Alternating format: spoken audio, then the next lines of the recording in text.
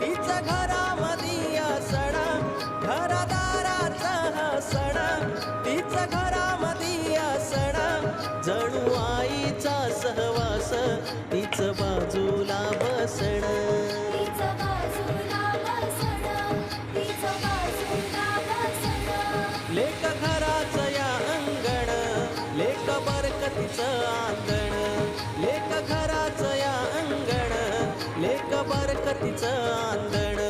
लेक नशिबाचं